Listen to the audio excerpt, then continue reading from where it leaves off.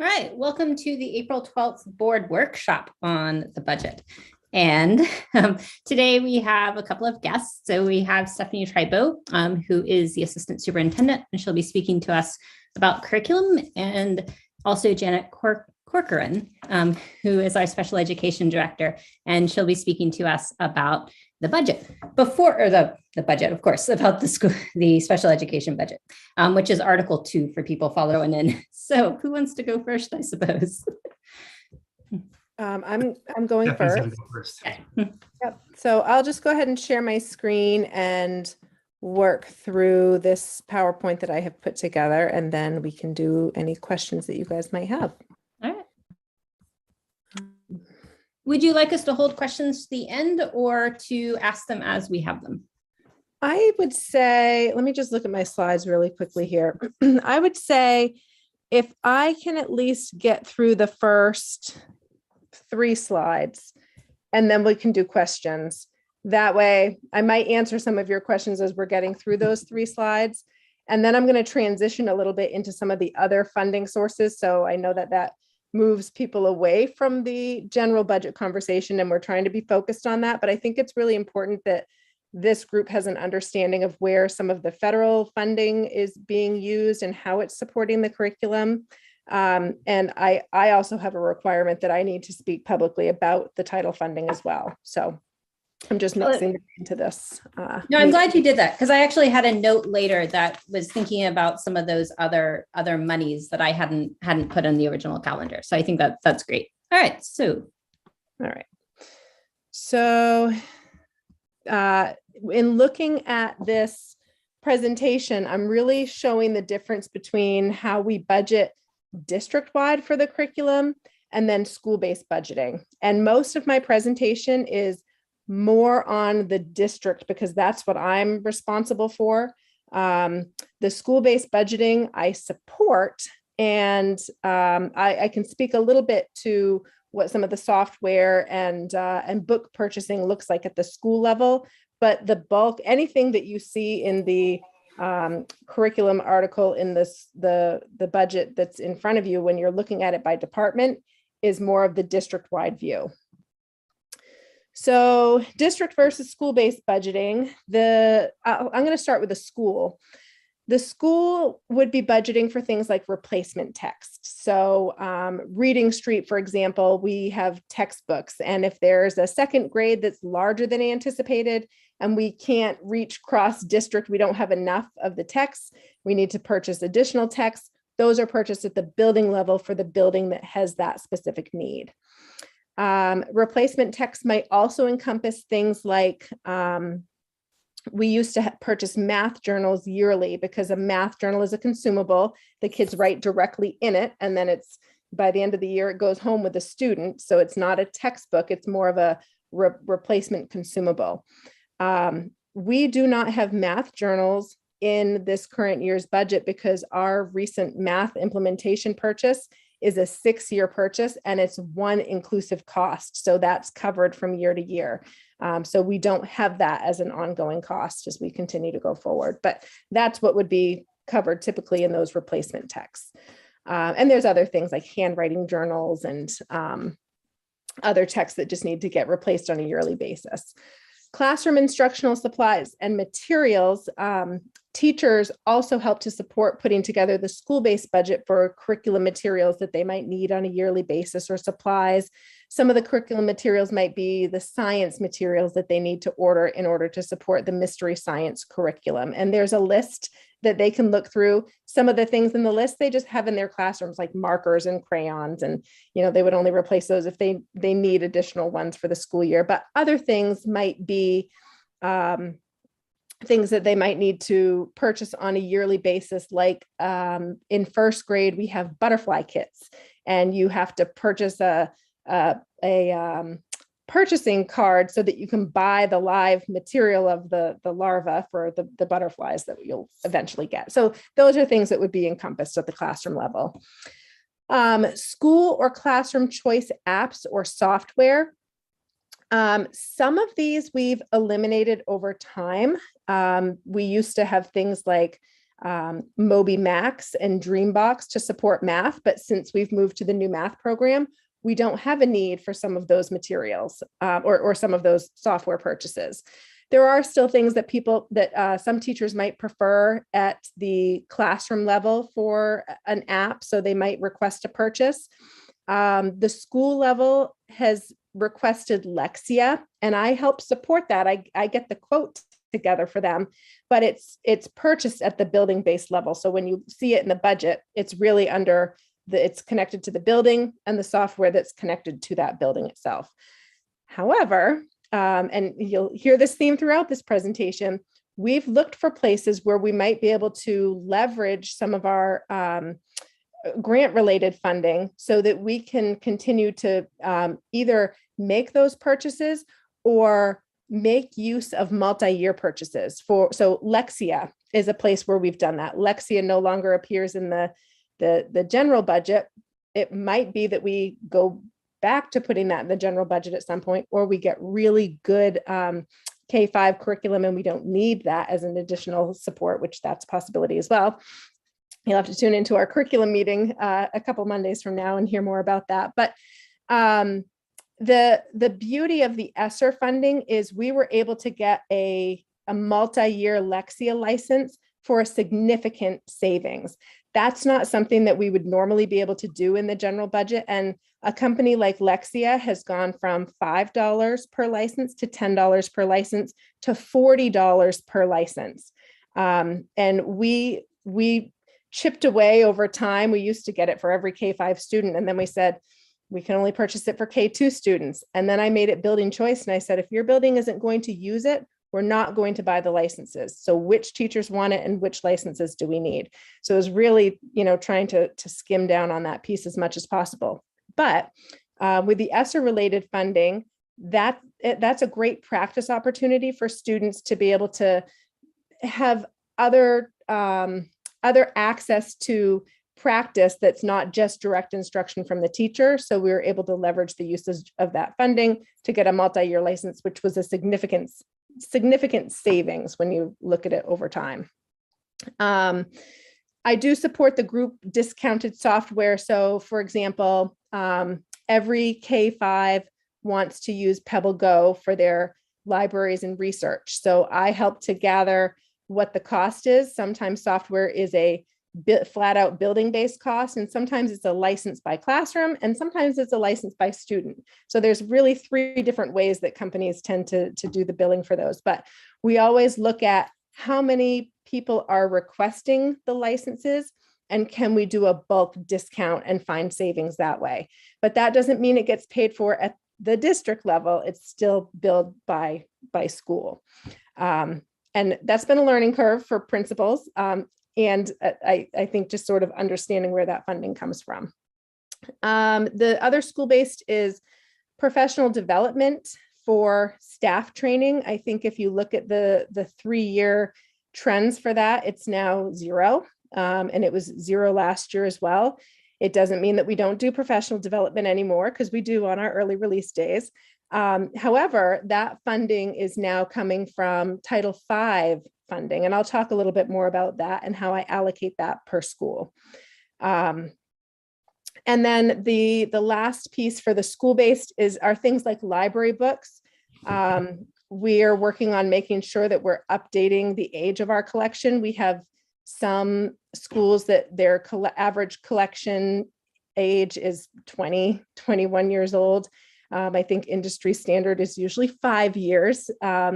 And I think our youngest collection is 11 years old. So our librarians have been looking closely at that and making determinations about how to best update. Our older materials tend to be the nonfiction materials. So just really looking at how we can update that process. So that's the school-based side. And again, you're not going to see any of that if you're just looking under when the budget's sorted by department and you're looking at curriculum. When you look at it that way, you're going to see what's budgeted district-wide. So usually we will put new program materials into that side of the budget. It could be if we need pilot materials. I'm missing an L there. training, or first full year implementation. So 5 years ago, when we initially implemented Reading Street, we purchased it as a district. It didn't go to the building-based costs. That funding was specifically under curriculum. And I think it was like $136,000. That's not a cost that we're spending every year on that program. Usually, once you purchase a program, you might go to replacement text or consumables, which then goes to the building level. So it's usually just a 1-year initial cost when you're doing a full implementation. I have a note here that much of this, and you're going to see on the next slide, I talk about some emergencies that we've encountered. And I know I've talked about that to the full board at some of my, through some of the reports that I provided. But we have been, again, leveraging our ESSER related funding to reduce any impact of emergency curriculum needs so that we're not impacting and adding to the general budget.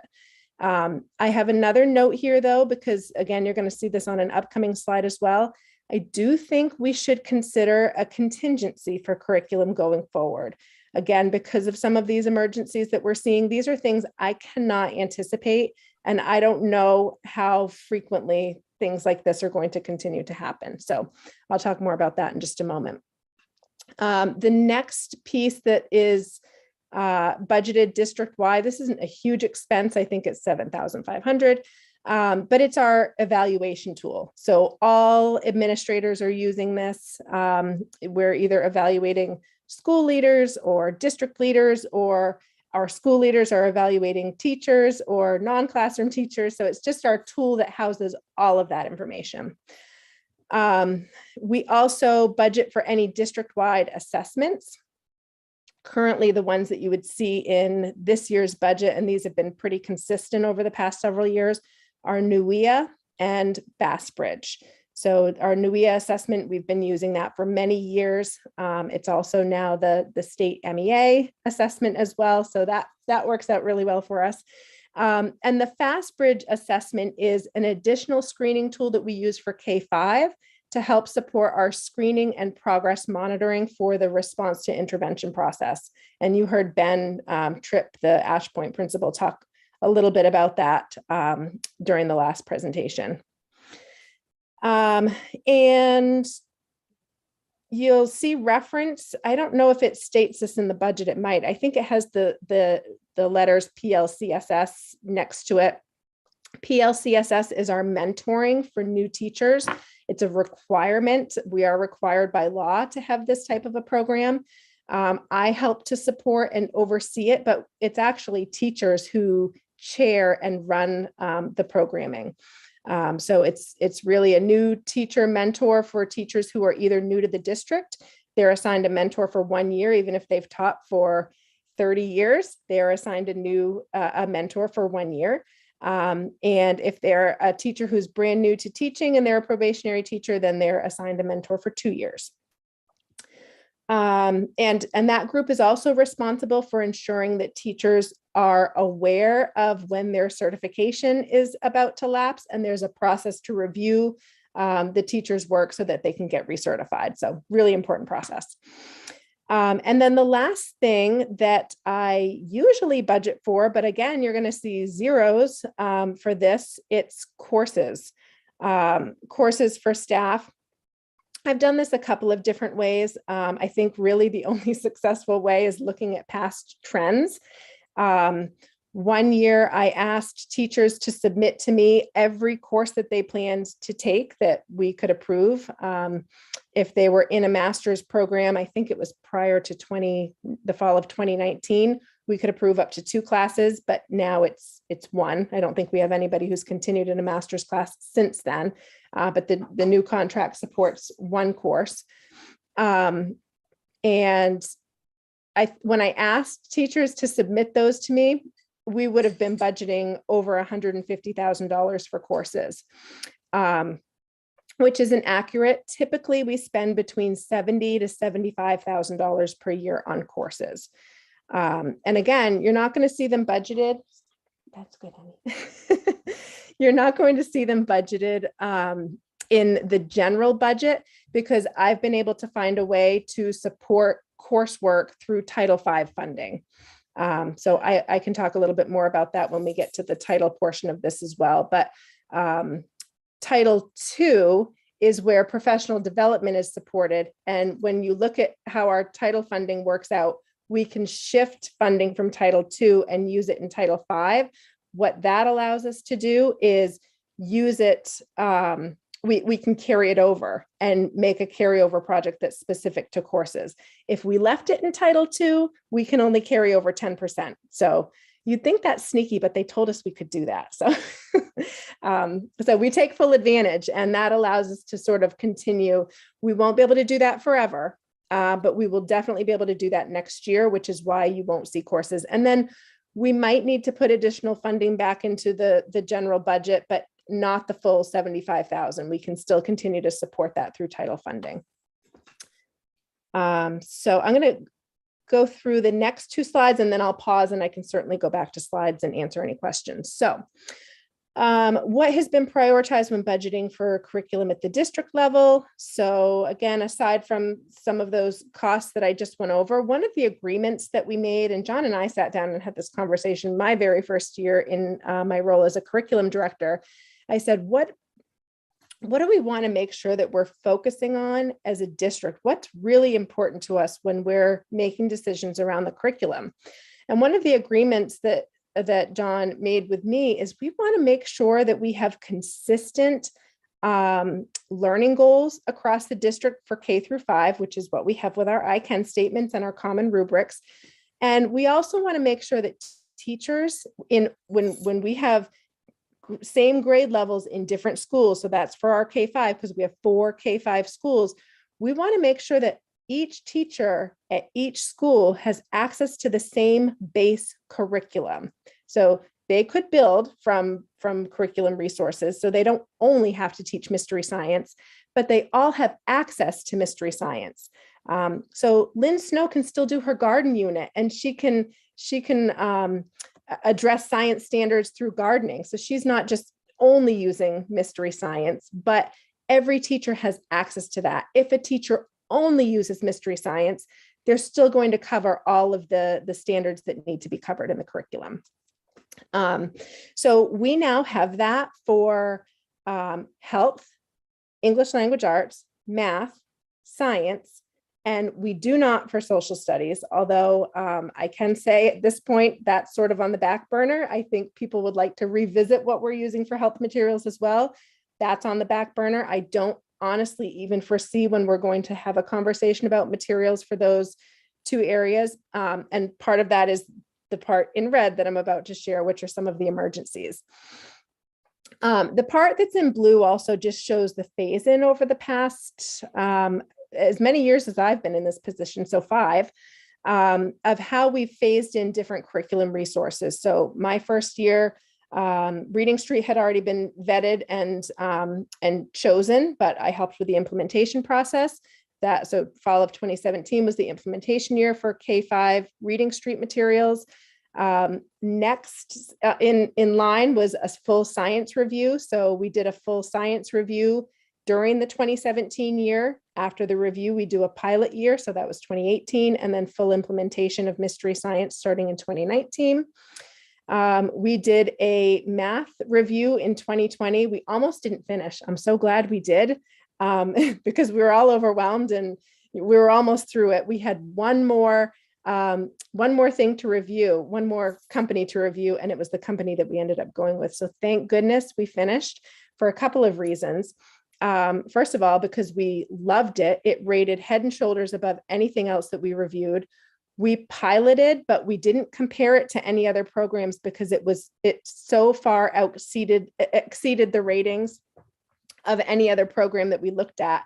And in our pilot, it just so happened that at the same time we were planning to do a pilot with our K5 math program materials, we got word from the company that we were using math materials for TGS and Cushing, that they were discontinuing all of their materials. We couldn't even buy or purchase or use them. So our math company that we were piloting was wonderful. I said, can I add like 15 more teachers to this pilot? And they said, yes. So we've been able to be very creative in light of some of these emergencies that I'm about to share with you. But I think it's important to understand why these things happen, because again, we might want to consider some type of a curriculum related contingency as we continue to move forward. So unplanned emergencies. This is just a little brief history because these aren't just COVID related. We've had a significant increase, I think, because of COVID, the shipping issue, the paper shortage, and companies just reacting to a lot of things becoming digital. They're upgrading and updating. But some of these emergencies happened prior to COVID. So in 2017, a company that we use called AimsWeb eliminated the version that we were using. We either had to upgrade to the new version, which was an expense and training, or we had the opportunity to shift to something different. That's when we shifted to FastBridge, which is one of our district-wide assessments. In 2020, that was the elimination of the investigations, which is what two of our buildings were using. And again, we were fortunate to be able to enroll those teachers into the pilot, and they were all willing to jump on board and do that. So there was no major cost or impact to that. In 2022, so that's this year, we got word that the Go Math curriculum that we're using for 6-8 was going to be eliminated or updated, I guess, into sort of a different program title. But the company was making changes. We were not going to be able to use what we were originally using. In 2022, so this year also, the elimination of chemistry. It's a Pearson realized. Pearson makes a lot of these decisions. Actually, that's one of the companies that we've been hit the hardest by. So I'm very leery of going with that company for anything at this point. In 2023, this company has given us a heads up, but this is also a Pearson product. Our reading street that we implemented in 2017 and bought brand new in 2017 is being discontinued. It actually has already been discontinued. They're honoring our contract through the Realize, our digital contract and digital access for students through our full 6-year agreement, so through 2023. But we can no longer buy texts. So if we were out of those, second grade textbooks, we can't reach out to the company for fulfillment. We would have to buy them used someplace and just hope that we can get lucky. We're in good shape with those, so I don't anticipate any issue, but you should know that we are going through a literacy review process, and we'll be doing a pilot. You will see some funding set aside for books for the pilot process for this upcoming budget year. And we'll be doing a full implementation in the following school year, so fall of 2023. Got one more slide, and then I'll pause for just a minute. So again, this is just thinking for the future, because I don't think that there's any major budget impacts from curriculum this year. Again, not only is it status quo, it's like status negative, because we've shifted a lot of things into either Title I or to ESSER related funding. But we're not always going to have ESSER related funding. So I think that this is important for this group to consider. So some of the emergency needs, I've just put some costs down there and where we're planning to use the funding source. But just to give you an idea of the surprises that could come up and could be a financial impact that we might not be planned for. The K-5 math implementation was $149,500. We covered that through ESSER. It's definitely student support related, and we're seeing great results. And it was a one-time cost, and it covers us for 6 years. So we actually, like I said, we won't even have those consumable costs year to year. So we've got a really great deal with that. We're implementing the same program. Again, you'll hear more about that if you come to the curriculum meeting, but we just finished our 6 through 8 math review. And this group has decided to also go with the same company that K-5 is using. So we're going to have one continuous curriculum in math for grades K through 8. And the cost for the 6-8 programming is $79,410. That does include professional development as well for both of those costs. So that takes all of the professional development needed for the first year of implementation into account too, plus the 6 years worth of consumables and all the teacher materials. And then the last one is the K-5, which I just mentioned, we're piloting next year, and then a full implementation for the FY20. I'm hoping that we can fund that at least in part through ESSER related funds. So John, Pete, and I need to get back together and have a conversation about are there areas that we can reallocate in ESSER? So for example, if there were some positions that we didn't end up needing for this current school year, I think Pete mentioned this at the last board meeting, if there were roles like additional custodians or bus drivers that we weren't able to hire, how might we look at some of that funding? And I will certainly be advocating to use some of that funding to not have too much of a budget impact for the K-5 new reading implementation. And then the last thing that's sort of on the horizon just for future planning, the 9-12 math group or math teachers would also like to start a review process for their materials. They were also using Pearson materials, not that Pearson is bad, but I think it's worthy of a conversation of, do we want to look at a slightly different direction, especially given all the work that we've been putting into math programming for K-8. So it's a smart next step. So there might possibly be implementation and potential costs that could impact FY24 and FY25. So I'm just putting this in front of you. Again, nothing really impacts this current budget year, but I want you to be aware of some of these things so that you can plan forward too. So I'll pause there to see if there's any questions about general budget. Before we get to questions, let's just keep an eye on the time for a second. Janet, how long was your presentation? So I was kind of thinking 45 minutes for each. Does that seem like enough or too much or what? It depends on how many questions you have. So I would say 45 is probably a good. Okay. All right. I can go really fast. All right. So let's do questions on this piece, and then let's evaluate, Stephanie, kind of what we want to talk about next, because we've got probably about 10 more minutes. Okay. Before I think we should at least start moving. So any questions from the board? Got plenty. All right. So choose your top two. Sorry. Okay. I was joking. I said choose your top two, but I hate it when people do that to me because we're rushing. So I'm not going to do that to anyone else. My first question is, you claimed you've had a lot of problems with people canceling programs on you. Mm-hmm. Have you put any language in there to stop have them give you a time frame on how long they have to give you to stop the programs? In other words, you don't have some books you can't get them this year. When you were told last year you couldn't get them, right? We were notified, I think in May of last year, that the Reading Street books would be discontinued by July. So we had 2 months if we needed to order any text. I have no control. Yeah, I have no control over what companies when they discontinue things. I wish I did.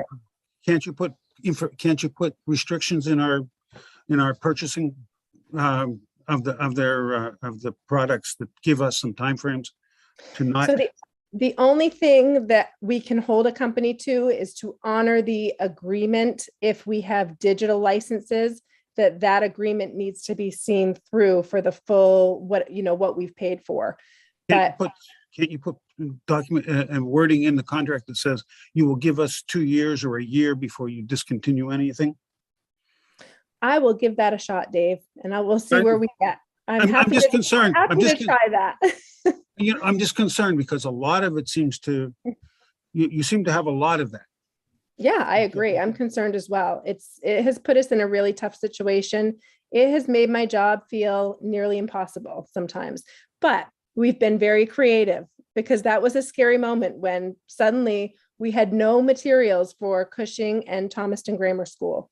But things worked out really well, and we were fortunate that the company allowed us to use the new company allowed us to use their materials to pilot. And like I said, You've been I'm creative happy to and give that a you've been shot. very good. You've been very good about it. But I'm just saying you're putting a lot of money into these programs. Oh, I And, agree. and if Yeah. you're going to do it, you should be able to make some stipulations on when. I'm not saying that they should have to, forever and ever, but they should be able to have to give you a time frame, a reasonable time to deal with it. I agree.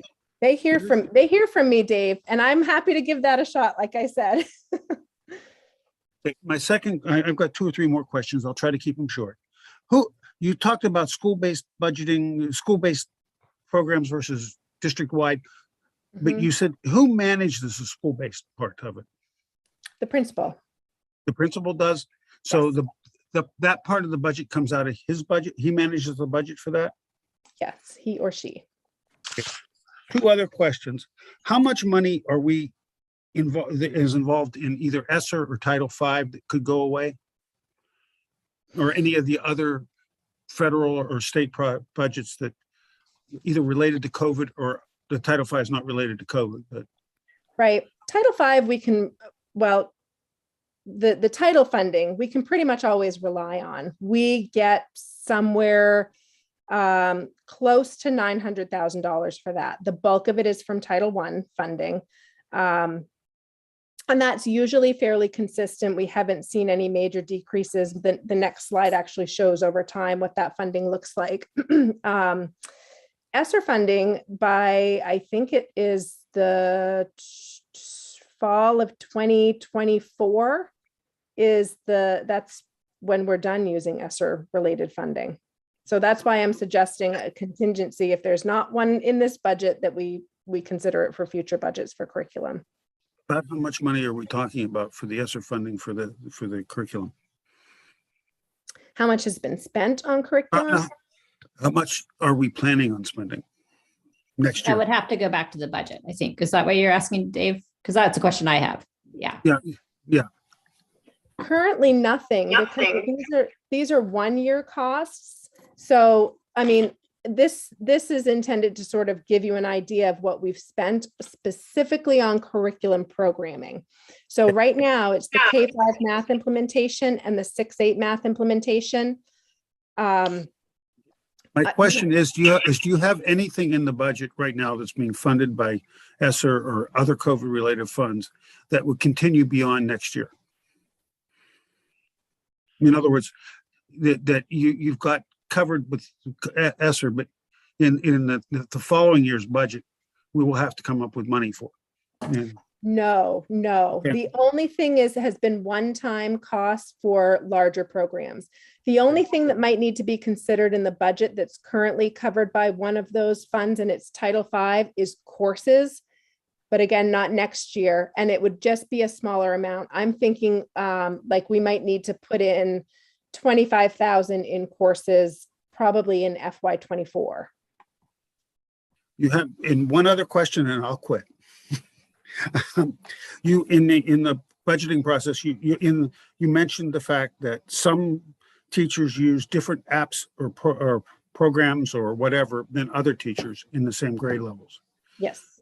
And then you also said that you have a goal that goes that everybody's teaching the same thing. Is that correct? Base programming. So everybody has the same base programming, but we also want to honor the art and science of teaching, because that's, making some choices for your own classroom is part of the exciting part, not just rigidly following a script. So there is a level of teacher choice, but we do provide the base curriculum that, if solely used, would be fine on its own. But teachers like to pull and supplement and bring some of the excitement to some of the learning materials, like an outdoor classroom might bring. I'm not complaining about that. I'm just curious. Yeah. Are you, in the end, verifying that that the same subjects are being covered in all schools? Yes. You can't have one grade school teaching one thing and another teaching another. Yes, they're all, and in fact, if you want to go back and look at the curriculum committee meeting from January, I cover all of that. It was a nice review. And for any new board members, If you want to look at that curriculum committee video, I talk all about the consistencies of the language and the rubrics, and everybody's teaching the same performance indicators. The resources might vary a little bit. Again, in K-5, we have the same base resources, but they're all teaching the same expectations. Right. Maria, anything that you had? Yeah, I just wanted to, I'm looking at the detailed budget that Peter distributed at Thursday's board meeting.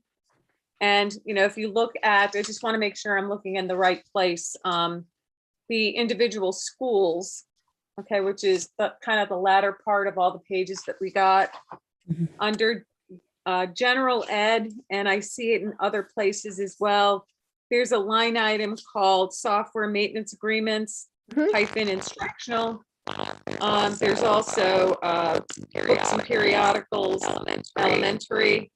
I'm assuming that those are the school-based line items referring to that get placed into the buildings budget. And I see that in other areas within the school, like health services, guidance services, as well. So Yes. those are the right places to look at. Those are okay. That's Exactly. all. Yep. Thank you. And that's where, when we were talking about cross sections, pulling all of that information together gives us what it looks like on a district basis, because the way we budget, just because of the way the state requires us to outline things, doesn't give us that perspective. So that's one of the goals in getting those cross sections, is that we can actually really identify what those costs are and understand them more clearly. Right. Thank you. So Stephanie, I will leave it to you if you want to take a little bit more time, or if you want to give like a highlights, or if we want to move on. If you don't mind, I would love to cover it. I can do it turbo fast. But I would love to just sort of have it on the record that we're sharing this. So we do not have allocations for this year, so you're not going to see numbers yet. We usually have them at the end of February, and nothing from the department yet. So hopefully we'll have those very soon, because it makes our lives much easier. We always write our title grants during the summer, and they're typically due the 1st of August. So you can see the past year's allocations for FY21 and FY22. We did get an allocation for Title V, and keep in mind, I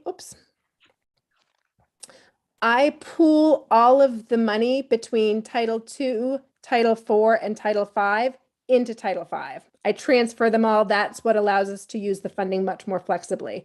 So these three areas get added together. And then Title I, the bulk of that funding goes to our Title I teachers. So this is funding mostly positions, a little bit of professional development, and a little bit of family engagement funding. And it's not enough. So typically in these other three pooled titles, I also transfer about $60,000. It might even need to be more this coming year, back into Title I, so that we can make sure that we're covering what we need to pay for those Title I teachers. So this is an estimate. So again, last year, I think we paid for Title I staff and the professional development and family engagement about $814,000. This is not from the general budget. This is all from title grant funding, but you'll notice that that number is higher than what we're allocated. And that is because I'm transferring out of the pool that I typically use and have available for professional development. So, and that basically sums up that process, that I transfer out of the other titles into Title I, so that we can make sure that we cover what we need to for Title I costs. I'm in charge of Title II, Title IV, and Title V, but we transfer everything into Title V. Again, use it more flexibly. With what's left over, the estimated remaining is, based on last year's numbers, is about $170,000. So these are just sort of some highlights of how I use some of the funding to support projects in the district. So typically I break that into two projects. proficiency-based projects, and social emotional learning projects, because I really want this funding to represent how we're trying to achieve the goals in our district. And if you remember, when we talk about the goals, we have a social emotional learning goal and 2 proficiency-based goals. And our principals have school-based objectives that tie into those goals. So some of the funding is used on school-based objectives. So I mentioned when I was talking about the general budget that there is no work beyond contract and purchase services and travel. There's no PD that you're going to find in the budget that's for general ed teachers. And that's because I've shifted all of that into this title-based funding. And then I allocate an amount to each school to support them in their objectives. The funding is also used for professional courses. Like I said, you're not going to see that in the general budget this year because that's part of how we're using the title funding. And then a limited amount of committee-based work. So we pay work beyond contract for people to do the literacy vetting and the math vetting. And we have a vision advisory council that initially vetted our student code of conduct. So they get work beyond contract for that, but it's all based on title grant funding. So those fall under the proficiency-based project. And then we have a social emotional learning project. John talked about Count Me In. So this will be funded out of Title V funding. It's going to be approximately $11,000. It will support all of the schools across the district. We sometimes have some supplemental tools where we're assessing students with a holistic student assessment, especially in the middle and high school, to get information in order to best support them through our BAR model that we've implemented, and through really just developing social emotional supports for students. So funding for those assessments comes out of title funding. I think it's around $4,000. It's not a significant amount. And then we've also funded any specialized district-wide trainings such as trauma-informed practices.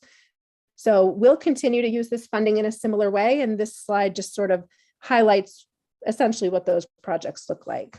So I think that's as quickly as I can sum it up, but does anybody have a really super quick question about title funds? Can I interrupt? Maybe what we can do is, I think that when we do our larger budget process, it might be good to come back to this question of titles a little bit more, because then we can kind of talk about, what our overall budget looks like and then where we pay for it. So if it's okay with you, and nobody has any questions that really need to be answered now, I'm going to kind of shift that Q&A. All right. Is that good with everyone? Yes. All right. Now we will let Janet do the screen sharing, assuming she has permissions and all of that is set up. Thank you very much, Stephanie. It was nice to hear an overview of that. And I look forward to seeing the cross sections because I'm really interested in looking at what some of those school-based numbers are. So I look forward to looking at those soon. And as soon as Pete gives me sharing permissions, I will share my slideshow with you. And then I think if we can get through slide 14 or 15, I'll pause there for questions. And I think I can move at a fairly good clip so that we can get through everything and you have a chance to ask questions. But if there's anything we don't get to, I can certainly come back to it at another time and share that information with you. Can everybody see the slideshow? Yes, we can. Thanks. Thank you. And also, because I cannot see everybody, feel free to just, if you have a question, just unmute yourself, but also I'll pause. So what I've tried to do is just start by kind of reviewing special ed numbers, because I think especially for new board members, that might be helpful. I'm just going to move your faces over here.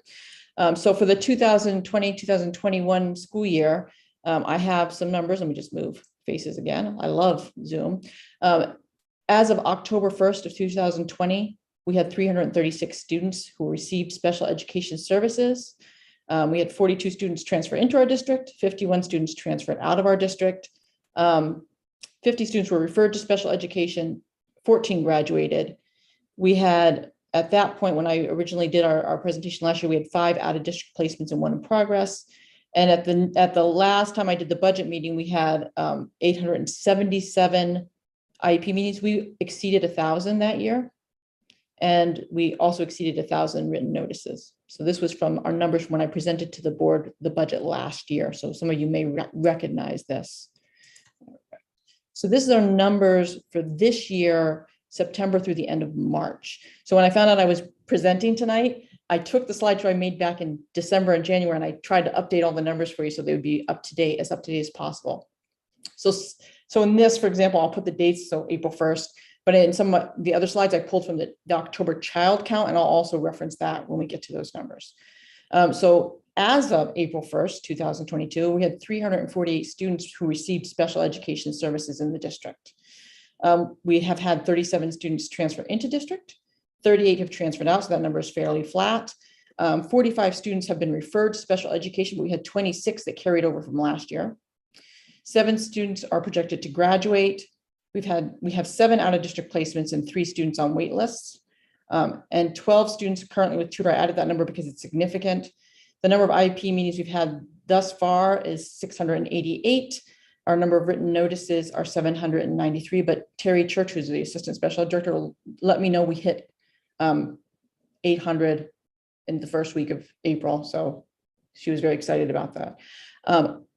The IEP, so an IEP meeting is anytime we meet to discuss the IEP. It can be a program review, it can be an annual. Written notice, for those of you who don't know, is the document that we produce anytime that we make a change to an IEP. A lot of times we'll use it for documentation purposes, even if we don't have a meeting. So that's why those numbers are slightly different. Let me know if you need me to slow down, because I know I'm going fast because I realize we have a time constraint. These are numbers that I added. So these are not numbers that I went over last year, but I feel like it's important for you to see them.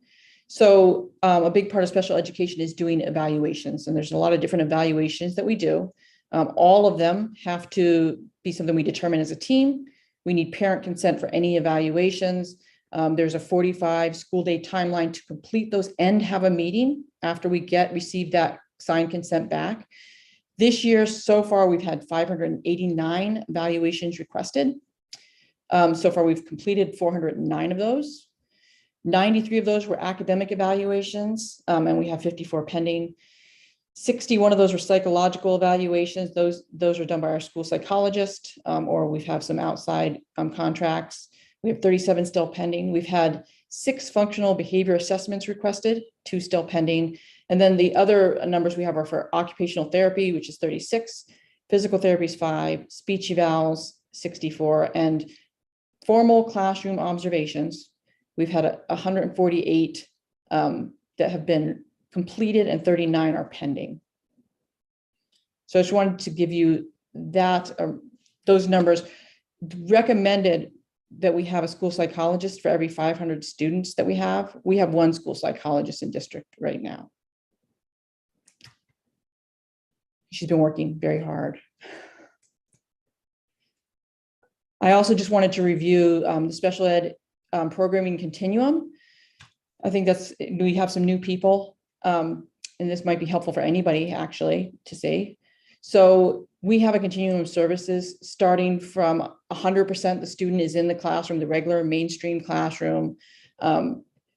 That's generally our regular education students. We have students with 504s and students with disabilities that are receiving like consultation services. So it's really a special educator that's consulting with the general ed teacher.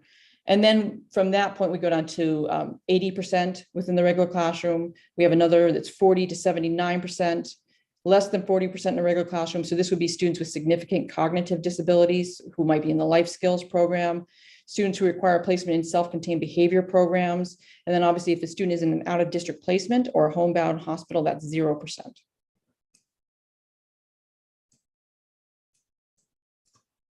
Yeah. Okay.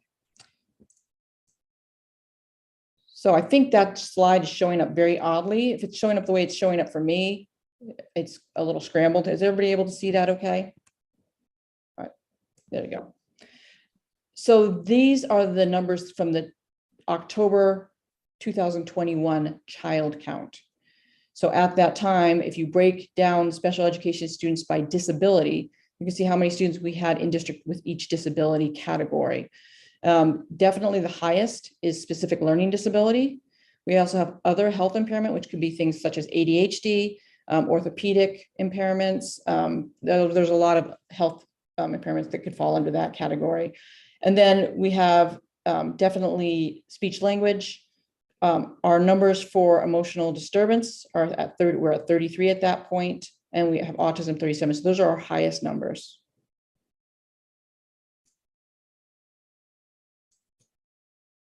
Now, what I've done for this next part is I've broken it down by school because I thought that might be helpful for you to see what programs we have at the schools and also to see what we have for staff in those programs. And if there's any open positions, I also put that in there because I remember seeing a question about that as well. And then after I go through these slides, that's where I'm going to pause so you can ask questions. I can go back and answer questions about anything I've covered. So for Ash Point, right now, 18.8% of that population, that student population, has special education services. So I'm not going to read everything on the slide, but I just like to point out placement profile and our current staffing, because I think those are what you're really looking for. So we have 6 that are speech only and 25 that are resource, so that they receive some form of specially designed instruction through the resource room. We have 1 special education teacher, 2.5 educational technicians, the other 0.5, she's general ed. And then we also have speech, OT, PT, and social work as assigned. So there's nobody assigned to that school full-time for those positions. Those people move around. Mhm. I have a question. Sure. I noticed that the percentage of the population doubled from 9.4% to 18.8%. That basically is a doubling. So those kids that were in special ed, identified as special ed this year, weren't last year. Is it because they are new to the school or newly identified? I mean, in your opinion. Yep, it's a combination of students who were referred for special education at the end of last year and then qualified for services. We had some students, not that many at Ash Point, but we'd have some students moving to district. And then the other piece of that is CDS. Ash Point got some CDS kids last year. CDS is our preschool age students who came in with services. Preschool. So students who are 3 through 5 years old still receive services. They're Yep. through CDS. Yeah, And so we had students come in. 4-year-old program. Yep. But Okay. their numbers did go up, and they actually have an additional ed tech that we moved into that school during the budget season last year to accommodate. So we saw that coming and we added staff. Okay. Mhm. For Cushing Community School, and I will say also all of these numbers have gone up slightly since I did this in December as well. So we have 16.4% of the students in special ed. That's stayed roughly flat. 7 only receive speech, 5 are resource room students. We have a half-time special education teacher. We have 1 educational technician, and then we have speech, OT, PT, and social work as assigned, which has been a little problematic in terms of just Cushing is pretty far away from some of our other schools, so getting people over to the school, but we have done it. Go ahead. I'm just curious, when you provide OT and PT, what would that be for? You know, what is the diagnosis that requires OT and PT? There can be a range of things, but we have students that definitely have some orthopedic issues, but at the elementary level, sometimes they'll qualify for that under speech language. Sometimes they'll qualify it under specific learning disability. So it's really that we do an evaluation and see that they need those services in order to benefit from their education. Okay, thank So you. if a student needs occupational therapy but doesn't need it in order to access school, we don't add it to a student's IEP. They would get services. And physical therapy, I mean. Physical therapy is usually for more of our students that have like a physical disability. So they have Okay. trouble walking, they have great leg braces, they're in a wheelchair, that sort of thing. Okay, And again, at Cushing, it's just by assignment. So if they have somebody, we send that person over. thank you. Thomaston Grammar School is at 23.5%. So they have gone slightly down. They have 9 speech only, 17 in the resource room. They have one of our behavior programs at that school. So they have 6 students in the behavior program, and they have 7 students in life skills. And I'm just going to pause here just to let you know. So you will see that we have certain programs in certain buildings. So if a student at the elementary level needs the life skills classroom, so those are our students with more severe disabilities, intellectual disabilities, they would need to go to TGS because that's where that program is housed. So that is why you see a slight increase in the percentage of special ed students. And then TGS and South School are only 2 elementary schools that have behavior programs. So there are self-contained behavior programs. So if a student would be an Ash Point student, but they need one of those programs, they're going to either go to TGS or South School. Program at TGS, how many behavioral students will it handle? It depends on the staff. Right now we have 6 in there and they're at capacity. So the current staffing allows 6. Yes. Okay. Thank you. Yep. And actually we have 2 open positions right now. So they're actually, we're sending coverage from other places right now. And while I look for people for that classroom. So we have 3 special education teachers. We have a case manager who's shared between Ash Point, Cushing, and TGS.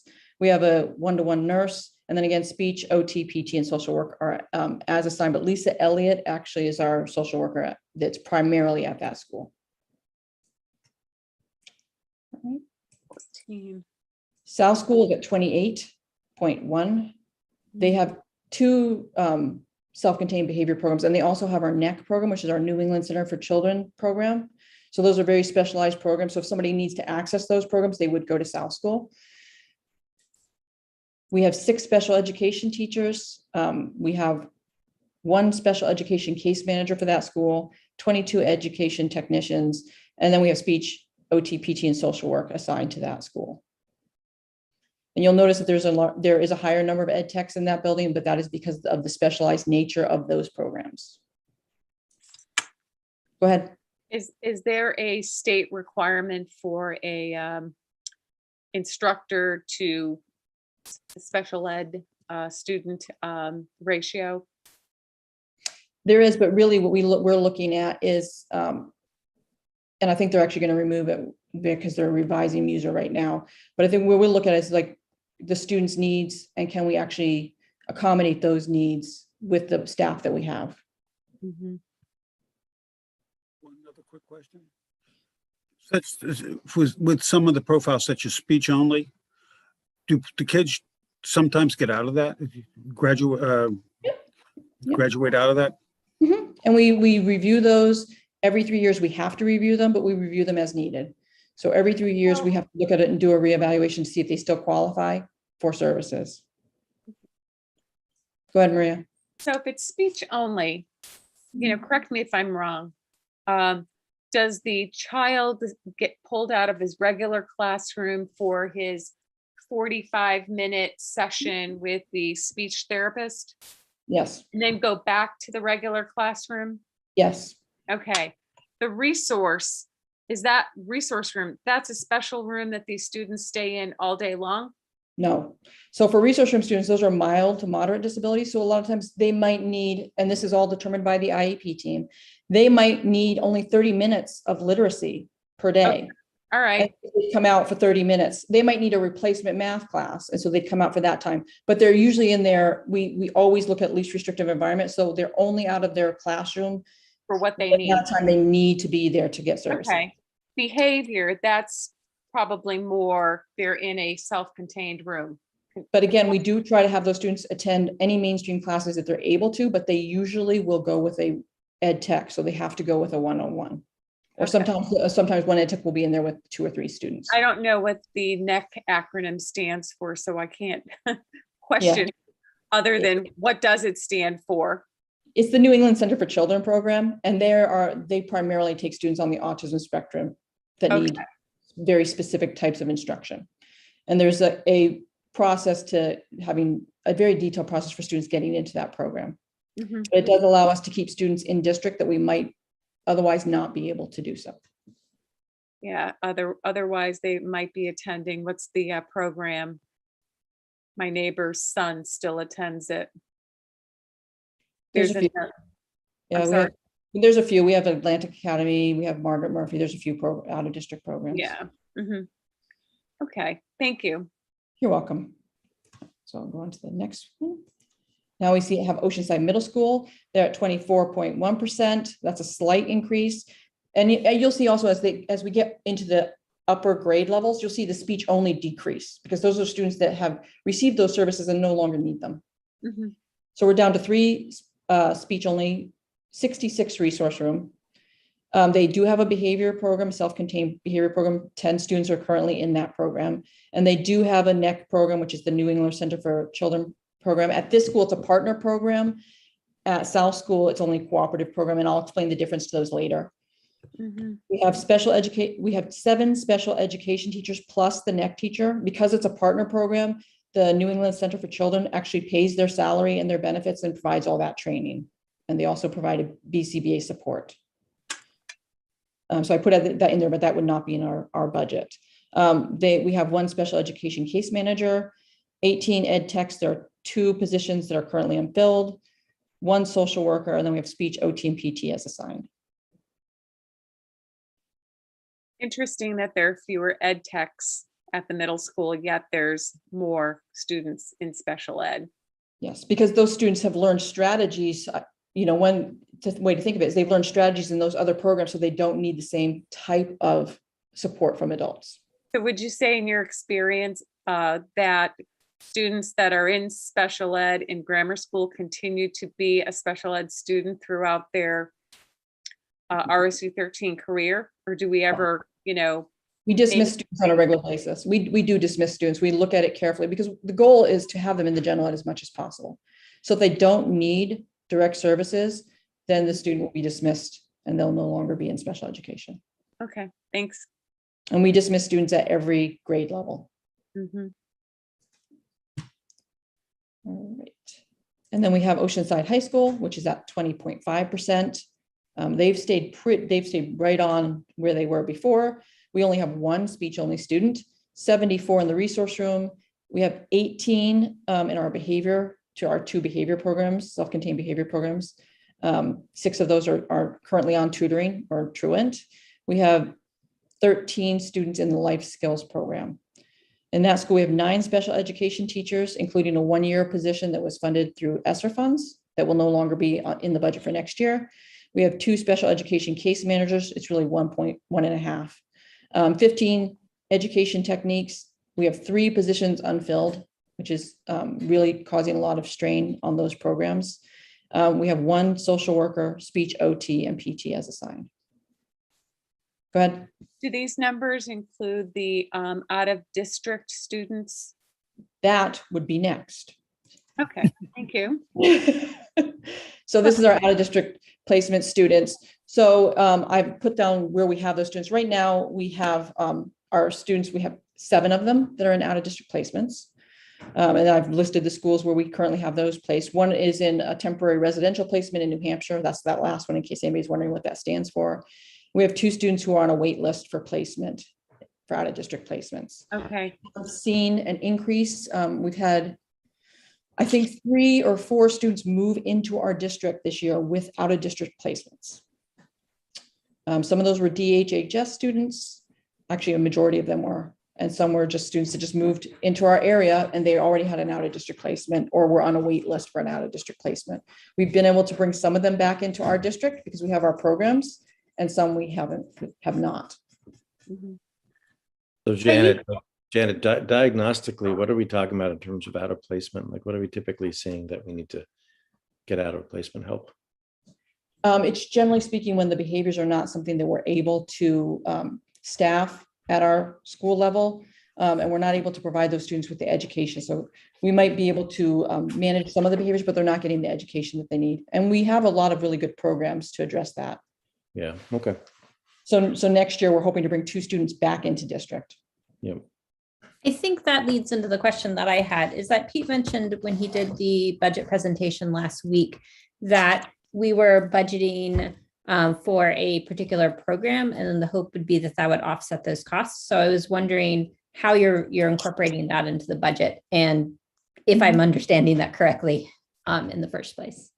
Sure. Before I move on, does anybody have any questions about what we've gone over so far? I have a question on who's, are most of them behavioral issues and that are out of placement, out of district?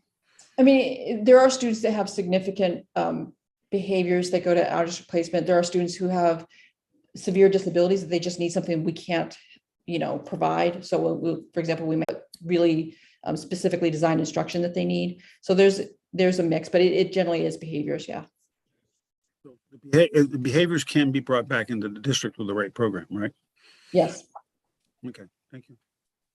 And you have 7 unfilled positions. Is that accurate?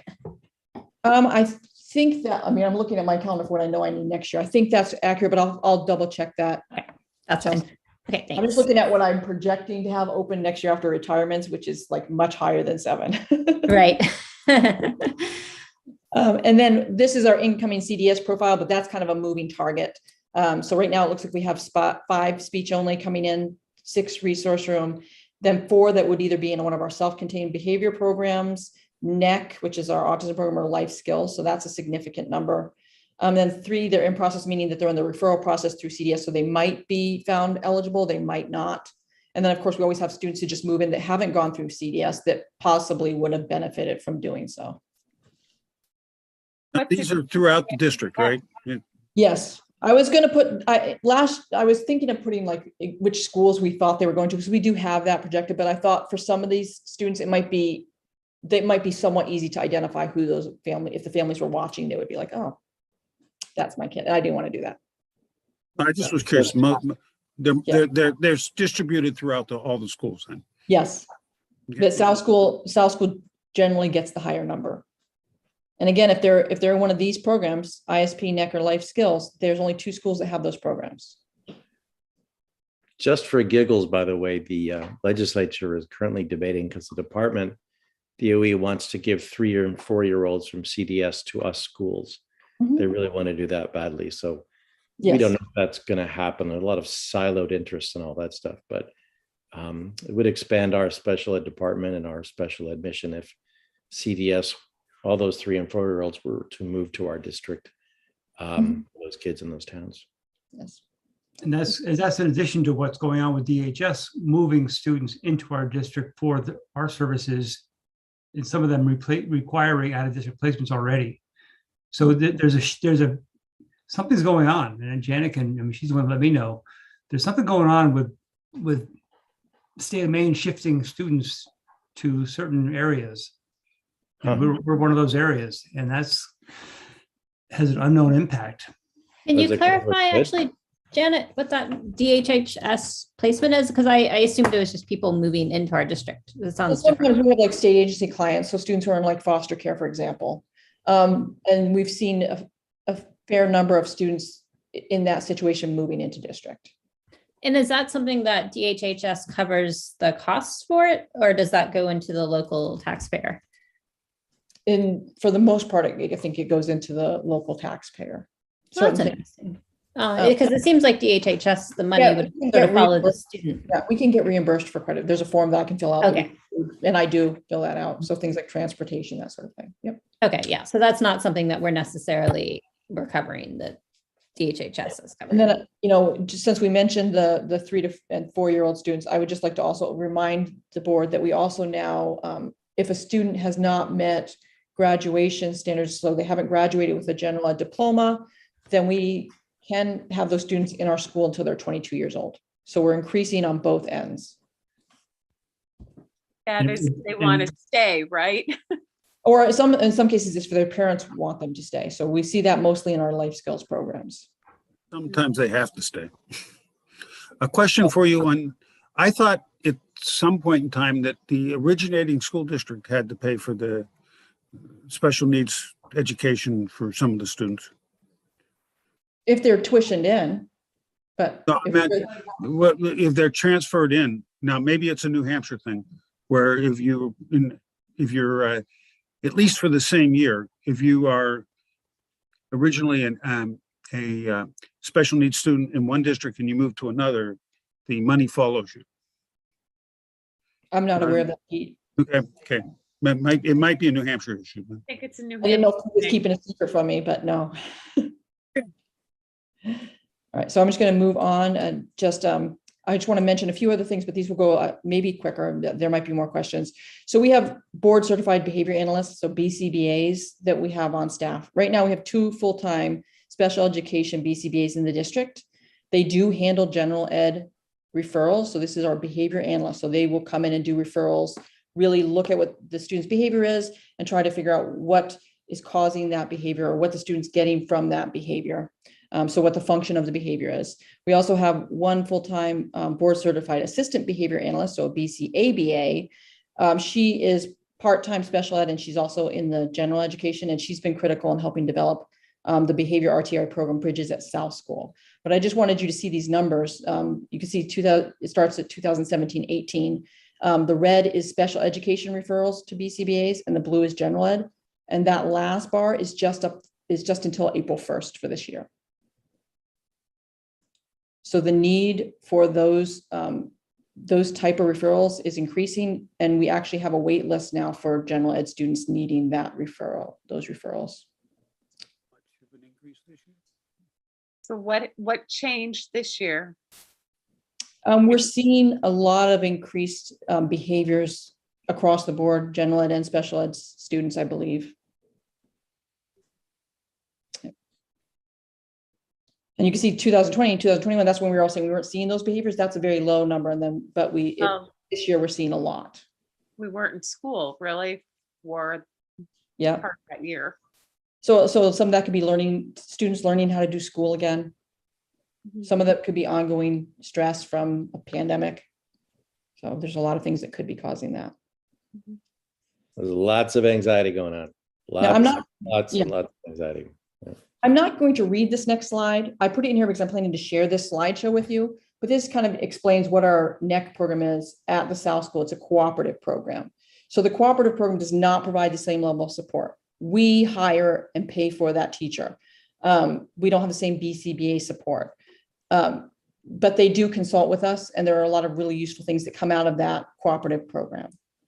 And again, I will share this with you, so don't think you have to read very quickly on this. And definitely not this one because there's no way you could. Then the OMS has a partner program. And the difference between the two is that for the partner program with NEC, they actually hire and provide a trained and experienced teacher. There's an increase in BCBA support. There's actually an increase in family support as well. And so it's a much more comprehensive program. And that's what we have at our middle school right now. Okay. It's also obviously more expensive. And then I threw these goals in because I know everything we do has to do with goals. This is usually the slide that shows up right before I ask for something, just fair warning. So increase the district's capacity to serve students with significant behaviors. So again, with that BCBA, we're seeing those behaviors go up. Increase retention and recruitment of staff, that's ongoing.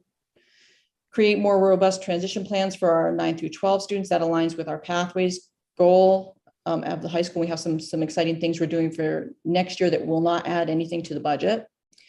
Meeting our legal obligations under special education law. So that includes our increased district capacity to complete student evaluations within legal timelines. We have a legal timeline of 45 school days. With only 1 school psychologist, that is very difficult to do, if not impossible. The 45 days over the summer. It's 45 school days. So over the summer, it can be a couple months. Yes. So like, for example, if I had a consent for evaluation come to me today, that would be in September. Okay. Okay. Yep. And this is the ask for. So this is just for me to give you what I'm asking for and to try to give you my reasoning behind it. And then you make decisions based on that. I am asking for an additional BCBA. And the reason for that is we're seeing a significant increase in BCBA referrals due to increased behaviors across the district, but specifically at schools like TGS, OMS, and Cushing. And then in my conversations with principals, that is something that they identified that they feel like they need. And the addition of this position is obviously to ensure that we're serving the needs of our current and incoming students, and also to assist with general education teachers in the behavior RTI process, because that can reduce referrals, which we've seen at South School with their program. This is in addition to the openings you already have. Yes. Okay. And then 2 full-time ed techs at Oceanside High School. That's in our ISP program. We have a significant number of students with behavioral needs, and we are trying to bring students back from out of district next year. And those students are going to be at the high school. So we have quite a few 8th graders at our program at OMS. So I am looking to shift some staff, obviously, to the high school. But we have students who need one-on-one ed techs in order to do that, and in order to bring a student back from out of district. And I know Pete and I have been discussing ways to fund that to reduce the impact on the budget. I'm just pausing here because I know there's questions. Are there any kids in the program that are graduating from high school this year? Yes, and this accounts for that. Okay, There's more kids coming in than there are graduating. okay. And the So- students transferring in all have significant behaviors. The ones coming from the middle school, but also the students that are the student that we're trying to bring back into the district. So one question I had is, so the budget that we have in front of us is a status quo budget, and it's up about 11%. So is that including these requests? Does it, what is driving those costs specifically?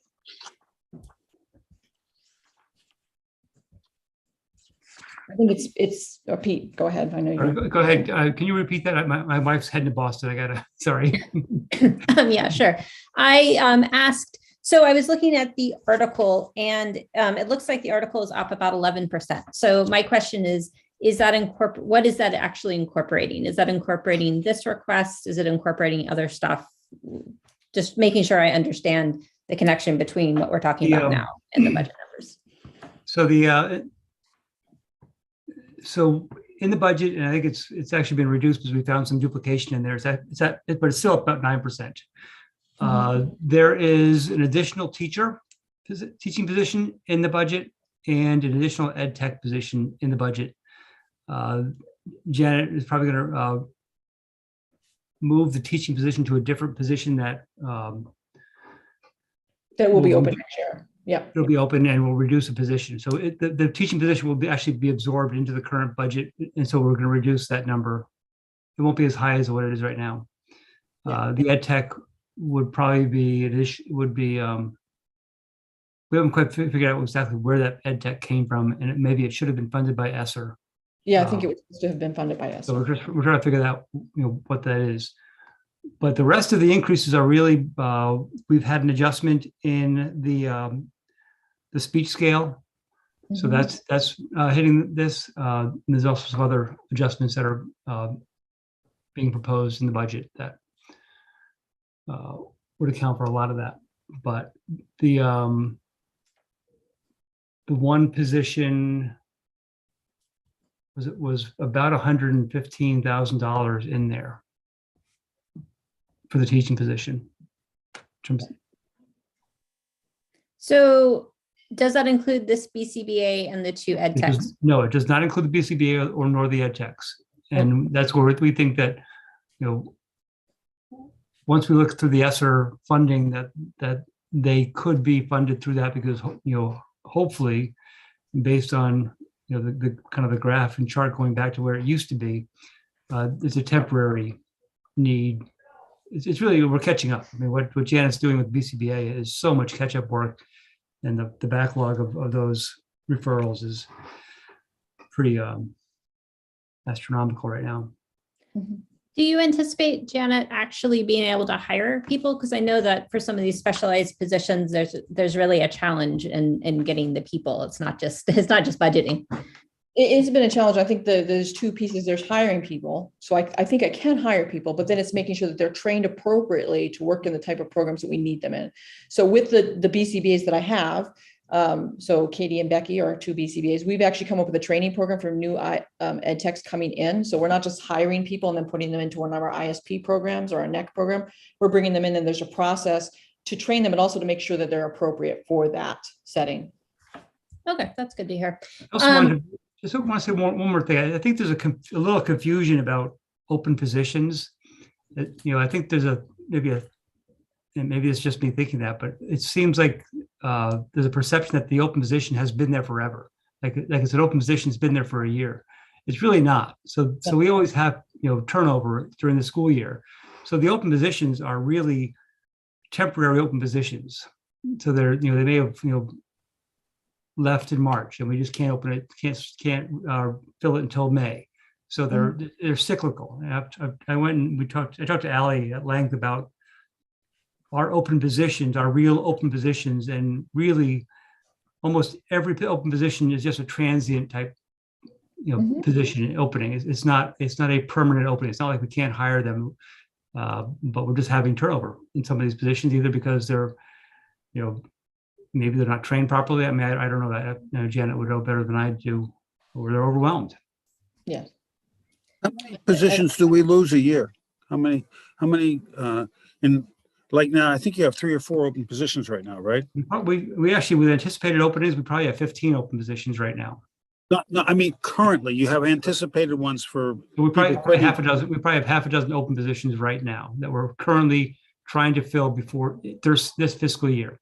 And all of those positions were filled at one point this year? Yes. And all of them had a contract for the year, right? Not if they were ed techs. No, they get a contract if they're ed techs. But I think they have a work under 30-day, contract. they can give 30-day notice. It's not a school year contract, or it's a school year contract with some ability to give notice. And I can say, just speak from my point of view, the people who have gotten, nobody's just like quitting and not showing up the next day. They've given appropriate notice and trying to give us a chance to find somebody else. So are you having trouble finding speech? Because I guess I had this impression that we were having a lot of trouble finding certain positions. We had a full group of speech language providers. We had somebody leave because she moved to Portland. So that was at the beginning of the year, and we have not been able to fill that position. We have been contracting with Presence Learning to provide some of those speech services virtually. So we have that, but we haven't been able to fill that position, although I have a lead. And then the school psychologist position is the other position that we've really struggled to try to even get any people sending in letters of interest. And that's the other big part of the increase was that speech. We've been contracting with a speech therapist. Yes. That was not budgeted, but we've had to do it out of need. And what I did was I actually put that contracted position, I put it into the payroll as an opening, because it would be better financially if we could actually hire that service for next year. So doing the speech online does not save us any money. I think it does, but because our speech providers realize that the best way to provide services is in person. So their workload right now is very high.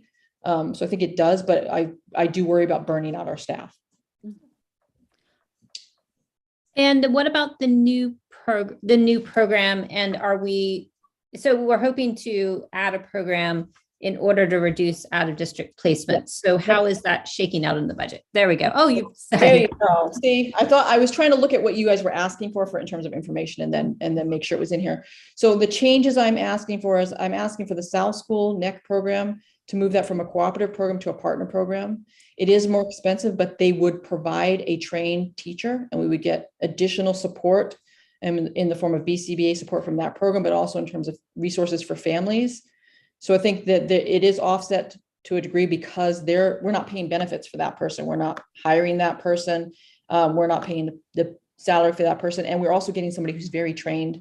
I think that will allow us to not only bring us maybe a student back next year, but also we have some CDS students that we just mentioned that might be identified for that program. There's a cap on that program of 7 students, but we can't accommodate that right now with our current program, because we just don't have the trained staff. This would allow us to be able to bring students back and keep them in district. How it affects the budget is, I think I mentioned this the other night. So the program itself, the change of the program is in the budget. The increase to this new program is in the budget.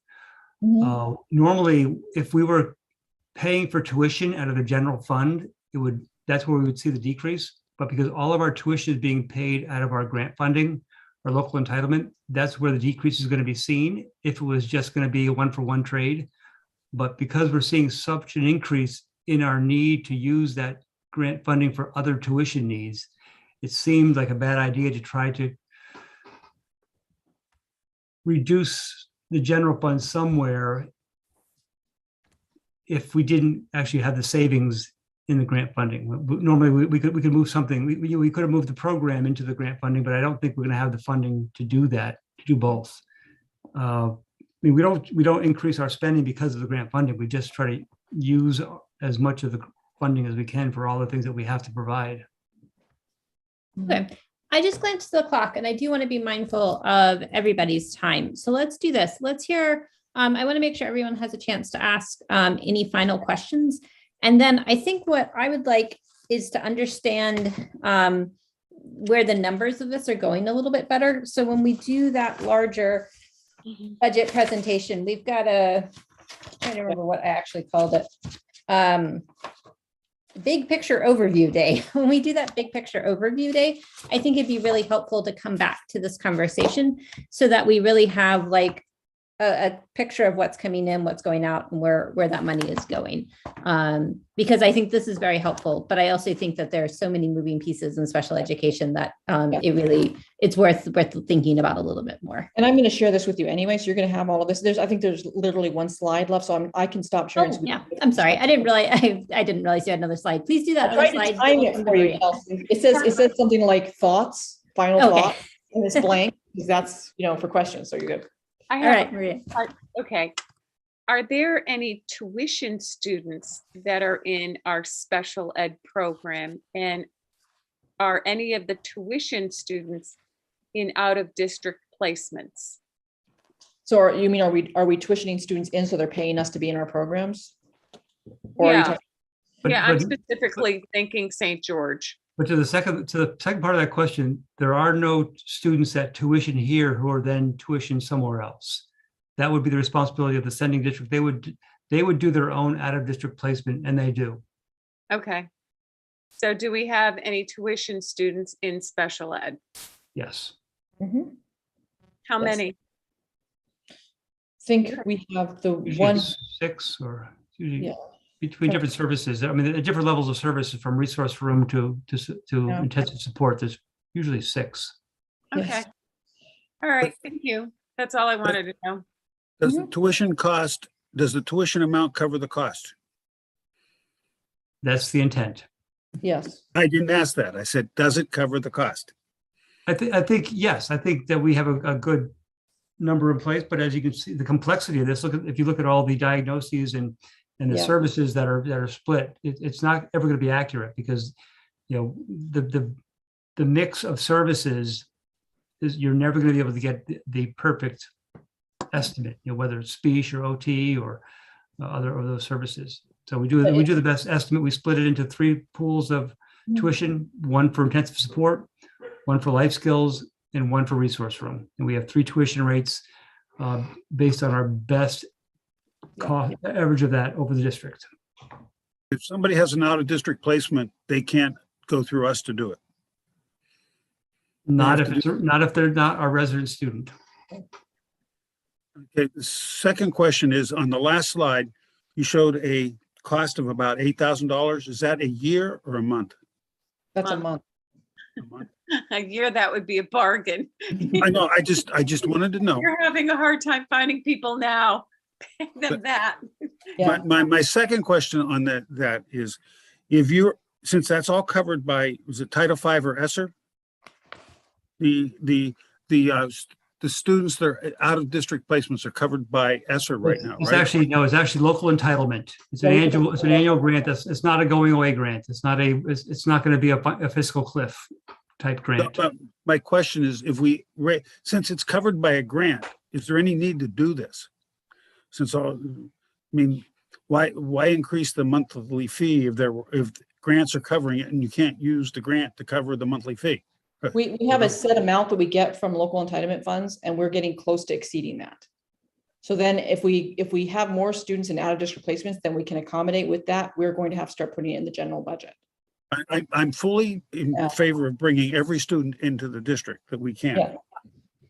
It's generally cost effective and it's generally better for the student. So, Yeah, I think an example that maybe I'm wrong, but tell me if I'm wrong, Janet, but with the like the NEC program, it's costing us $16,000 per student for the program per year.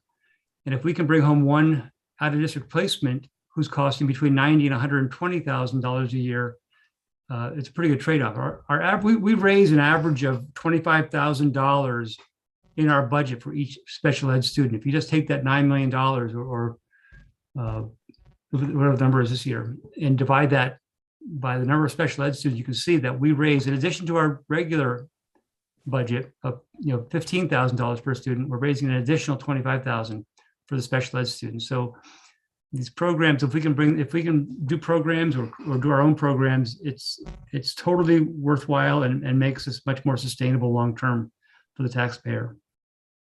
Under the